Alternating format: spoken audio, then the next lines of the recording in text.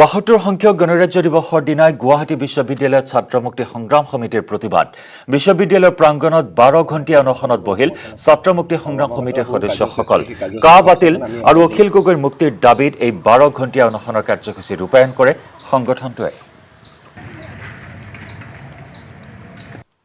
ভেৰুনীয়া গুণ্ডা বাহিনীয়ে জনগণক বিতুষ্ট কৰি আহিছে বিভিন্ন আন্দোলনৰ নেতা কৰ্মীক তেওঁলোকে কাৰাবন্দী কৰি ৰাখিছে দেশৰ গৃহমন্ত্ৰী অমিত শাহে শেহতীয়াকৈ ভাবুকি দিছে যে আন্দোলন কৰিলে শ্বহীদৰ সংখ্যা বৃদ্ধি হ'ব গতিকে গণতন্ত্ৰ দেশত নাই গণতন্ত্ৰ আজি কাৰাগাৰত বন্দী হৈ আছে আজি অখিল গগৈ ডাঙৰীয়া কাৰাগাৰত বন্দী হৈ আছে গণতান্ত্ৰিকভাৱে দেশত সমগ্ৰ দেশত আন্দোলন হোৱাৰ পিছতো নাগৰিকত্ব সংশোধনী বিধেয়কৰ দৰে সংবিধান বিৰোধী গণতন্ত্ৰ বিৰোধী এখন আইন গৃহীত কৰা হ'ল গতিকে গণতন্ত্ৰবিহীন এই দেশত গণৰাজ্য দিৱসৰ প্ৰাসংগিকতা কিমান সেয়া আমি মৰ্মে মৰ্মে উপলব্ধি কৰি আজি এই প্ৰতিবাদী কাৰ্যসূচী ৰূপায়ণ কৰিছোঁ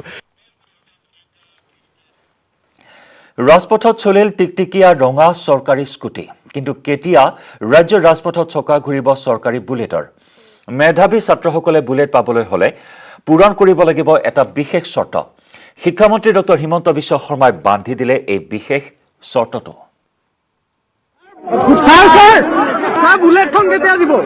বুলেটখন কেতিয়া দিব বুলেট দিলে লগত পিছফালে এটা ছোৱালীও লাগিব ছোৱালী আছে বুলেট পালে হ'ল মেধাৱী ছাত্ৰীসকলে লাভ কৰিলে চৰকাৰী স্কুটি কিন্তু কেতিয়া চৰকাৰী বুলেট পাব ছাত্ৰসকলে বুলেটখন কেতিয়া দিব সঁচাকৈ চৰকাৰে বিতৰণ কৰিব নেকি বুলেটখন কেতিয়া দিব টিকটিকিয়া ৰঙা স্কুটিক চেৰ পেলাবলৈ এইবাৰ আহি আছে চৰকাৰী বুলেট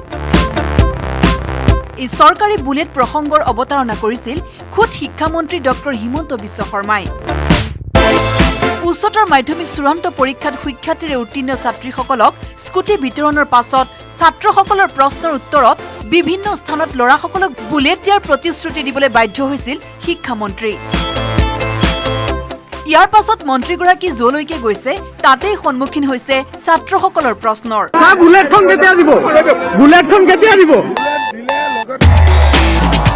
আনকি গণৰাজ্য দিৱসৰ কাৰ্যসূচীটো বুলেট কেতিয়া দিব বুলি মন্ত্ৰীগৰাকীক প্ৰশ্নৰে ব্যতিপ্ৰস্ত কৰি তুলিলে ছাত্ৰসকলে মঙলবাৰে নগাঁৱৰ নুৰুল আমিন ষ্টেডিয়ামত গণৰাজ্য দিৱসৰ মূল কাৰ্যসূচীত অংশগ্ৰহণ কৰি ওলাই অহাৰ সময়তে ছাত্ৰসকলৰ প্ৰশ্ন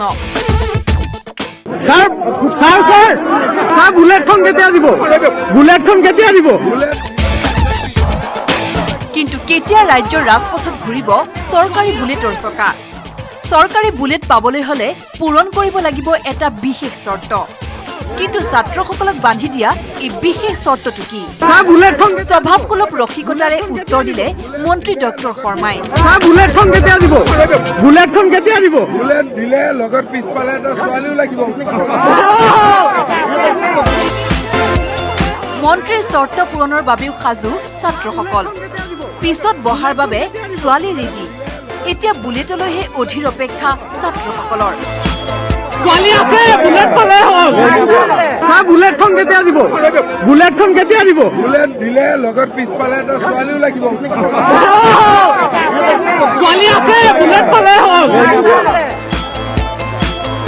প্ৰতিশ্ৰুতিৰ পাছত এইদৰে এতিয়া প্ৰান্তে প্ৰান্তে চৰকাৰী বুলেট প্ৰসংগত ধেমেলীয়া উত্তৰ দিবলগীয়া হৈছে শিক্ষামন্ত্ৰী ডক্টৰ হিমন্ত বিশ্ব শৰ্মাই বুলেটখন কেতিয়া দিব বুলেট দিলে লগত পিছফালে এটা ছোৱালীও লাগিব নগাঁৱৰ পৰা Nilotpal Bora news 18 Assam north east ছোৱালী আছে বুলেট পালে হ'ল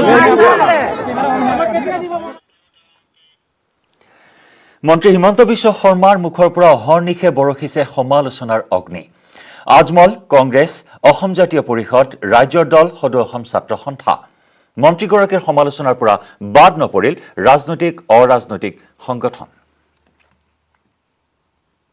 বদৰুদ্দিন আজমলে মিটিঙত ভাষণ দিয়ে যে বিজেপি আহিলে মুছলমানসকল মছজিদত যাব নোৱাৰিব মই আজমল ডাঙৰীয়া আপোনাক প্ৰশ্ন কৰিছো যে কংগ্ৰেছ আৰু ইউডিএফ শাসনত আহিলে হিন্দুসকল মন্দিৰত যাব পাৰিবনে নাই বিজেপিৰ গাত আজমল এলাৰ্জি মন্ত্ৰী হিমন্তৰ মুখত পুনৰ আজমল আখ্যান আজমলক বিৰোধী শক্তিৰ ত্ৰাণকৰ্তা আখ্যা গোটেইবিলাকৰ ত্ৰাণকৰ্তা হিচাপে বদৰুদ্দিন আজমলকে মই দেখা পাইছোঁ। কংগ্ৰেছ AIDFৰ মিত্ৰতা আৰু নৱগঠিত আঞ্চলিক দলৰ ৰাজনৈতিক তৎপৰতাই এক প্ৰকাৰ শংকিত কৰি তুলিছে শাসকীয় বিজেপিক।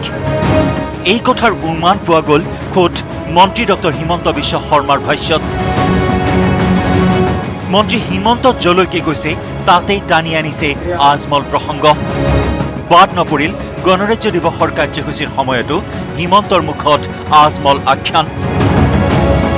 বদৰুদ্দিন আজমলক অসম জাতীয় পৰিষদ, ৰাইজৰ দল, কংগ্ৰেছৰ ত্ৰাণকৰ্তা বুলিলে মন্ত্ৰী হিমন্তই। গোটেইবিলাকৰ ত্ৰাণকৰ্তা হিচাপে বদৰুদ্দিন আজমলকে মই দেখা পাইছোঁ। তেওঁলোকৰ আদি আৰু অন্ত দুয়োটাই বদৰুদ্দিন আজমলতে সীমাবদ্ধ হৈ আছে। ইফালে জাতীয় পৰিষদৰ সভাপতি লুৰিণজ্যোতি গগৈক সমালোচনা কৰিবলৈ গৈ আছুক তীব্ৰ কটাক্ষ মন্ত্ৰী ডক্টৰ শৰ্মাৰ। আছু নেতাসকলক বিচিত্ৰ আখ্যা মন্ত্ৰী হিমন্তৰ। অসমত চৰকাৰ পুনৰবাৰ বিজেপিয়ে গঠন কৰাৰ পাছত কঠোৰভাৱে জনসংখ্যা আইন প্ৰযোজ্য কৰা হ'ব বুলিও সদম্ভ ঘোষণা কৰে মন্ত্ৰী ডক্টৰ হিমন্ত বিশ্ব শৰ্মাই। নগাঁৱৰ পৰা নীলোৎপল বৰাৰ report, news 18 Assam north east. COVID-19 মহামাৰীয়ে বৃদ্ধি কৰিলে পৰস্পৰ নিৰ্ভৰশীলতা। কৰোনাৰ বিৰুদ্ধে একত্ৰিত হৈ যুঁজ দিলে সমগ্ৰ দেশে।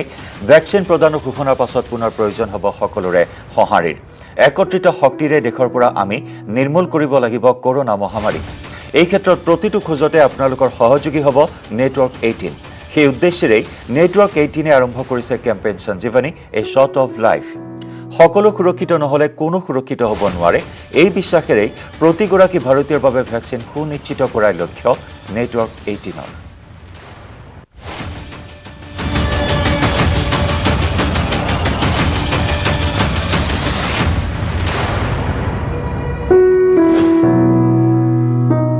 সমগ্ৰ দেশবাসীয়ে ৭২ সংখ্যক গণৰাজ্য দিৱস উদযাপন কৰিলে। দিল্লীত ৰাষ্ট্ৰপতি ৰামনাথ কোবিন্দে উত্তোলন কৰিলে ৰাষ্ট্ৰীয় পতাকা। দিল্লীৰ ৰাজপথত প্ৰদৰ্শিত হ'ল বিভিন্ন ৰাজ্যৰ প্ৰতীকপট। অসমৰ জোৱানক শ্ৰদ্ধাঞ্জলি জ্ঞাপন কৰিলে প্ৰধানমন্ত্ৰী মোদীয়ে। ৰাজপথত দৃষ্টিনন্দন পেৰেড। राष्ट्रीय सल्यूट पंजाब तक।